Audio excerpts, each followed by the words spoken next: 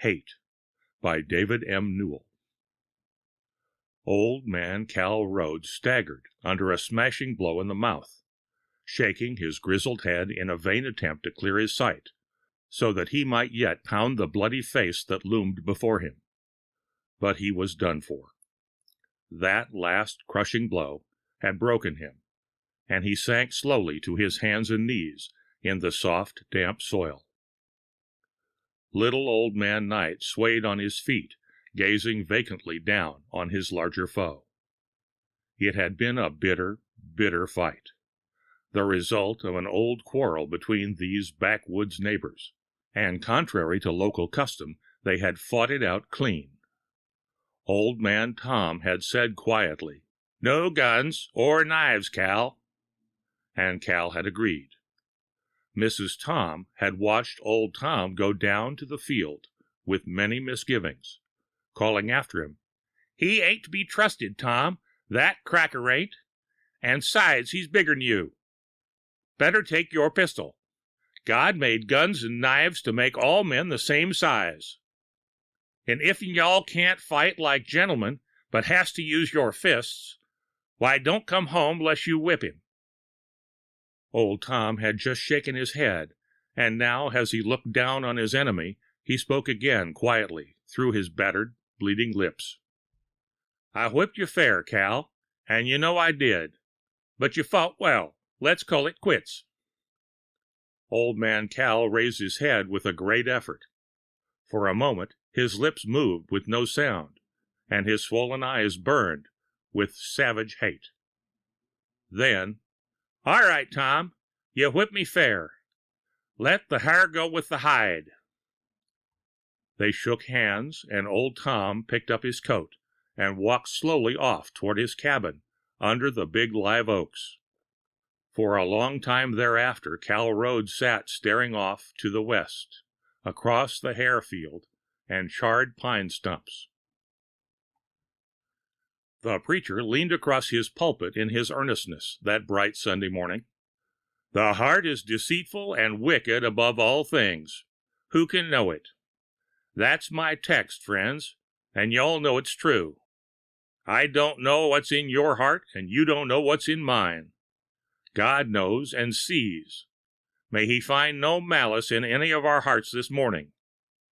If y'all turn to—" And Calvin Rhodes, with unhearing ears, gazed beneath shaggy brows at old Tom in the pew across, devising a way, devising a way.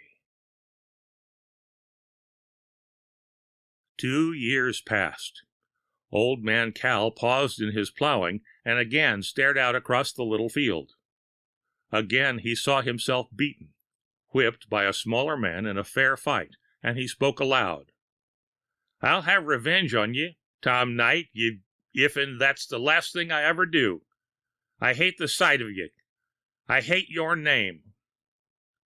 From far away towards the cypress swamp came the distant cry of a hound. Cal Rhodes stopped. The hound's baying was growing steadily nearer, and the old man forgot his grudge. "By jingo, that's Zeb Allison's Rowdy, and he's a-bringing the deer out across the ridge, as sure as I'm a foot high." There was no time to go to his own house for a gun, and he bethought himself of the night cabin.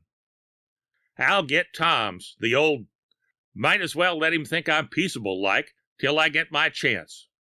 He arrived at the neighbors out of breath. Mrs. Tom met him at the door. "Why, howdy, Cal, come in," she beamed. "Sure glad you've decided to let bygones be bygones. Tom's down at the mill house a-grinding cane." "Can't come in, thank you, ma'am," panted Old Man Cal. "Just wanted to borrow Tom's gun. There's a dog a-coming with a deer, and I thought maybe as how I could cut him off." "Sure," agreed Mrs. Tom. "There it is a-setting behind the door. Hope you get the deer, and if'n you do, bring us a quarter, as we're plumb out of meat." Old Man Cal noticed the gun was loaded as he ran. When he reached the hog pasture gate, Rowdy and the deer had passed, and he sat down on a log to get his breath. "Might 'a' knowed I couldn't kill nothing with his gun anyway, the old skunk. he exploded, his failure to get a shot fanning his hatred. A sudden idea seized him. He rested a few minutes and then returned to the field, where he unhitched his mule and started up the lane to his own cabin. Arriving there, he went to a cupboard and took down his old powder horn and pouch of shot. Craftily, he peered from the window to make sure no one watched.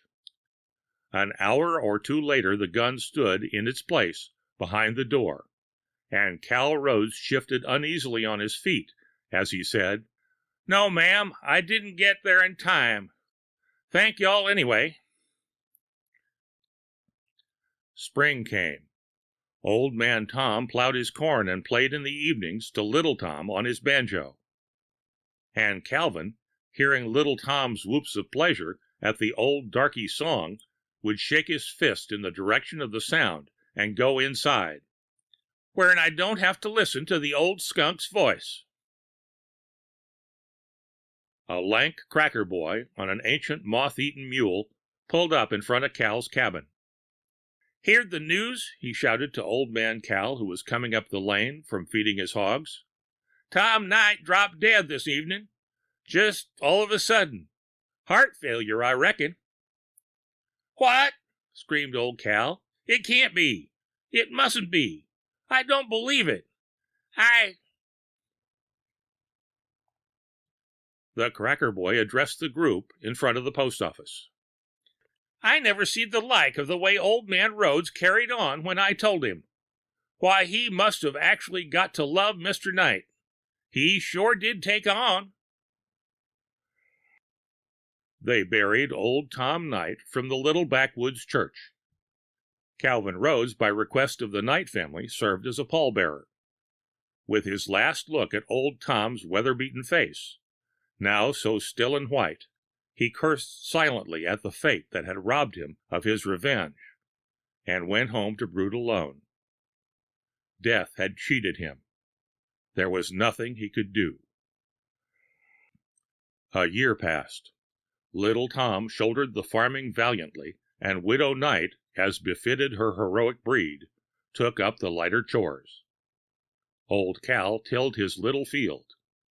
It could be seen that he had aged from his stooping shoulders, and the way he would absently stop in his plowing to stare vacantly into thin air. Came another fall. From far across the ridge floated the faint, quivering cry of an old hound. Calvin Rhodes heard and shouted to Little Tom in the next field. "Get your gun, son, and come a-running. The old pitey dog of Zeke's is a-coming with a deer." Little Tom came a-running, eyes bright with excitement. "Hurry up, Mr. Rhodes. He'll cross by the hog pasture gate," he puffed, handing the old muzzle-loader to Cal. Old Cal hurried as best he could, and together they crouched in a pine thicket. It might have been the same buck that broke again into the clearing. Old Cal fired. The preacher drew a large handkerchief from his shabby coat.